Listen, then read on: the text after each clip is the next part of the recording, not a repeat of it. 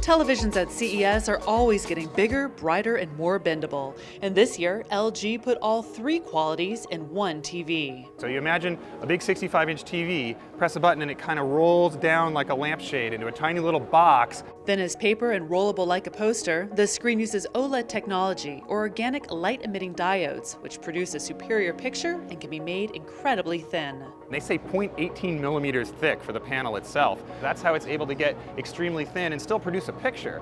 Samsung revealed a television concept they're calling the Wall. It's modular and can be configured however you like. At its biggest, 6 feet by 10 feet. The thing is designed for homes, get this, but it also uses micro LED technology, which is a brand new TV technology similar to what they use in scoreboards actually. A bunch of LEDs, great picture quality. Of course, the Wall will probably be insanely expensive, but they say it's coming out this year, and it's really cool. But if you're after the sharpest picture, Samsung has an 8K television with 4 times the pixels of a more common 4K set. The issue, of course, is that that's pretty much at the limit of human visual acuity. Another issue is that 8K content doesn't really exist yet. Just about all TVs at CES have a built-in virtual assistant, like Amazon Alexa, Google Assistant, or Samsung's own Bixby. Show me what's in the fridge.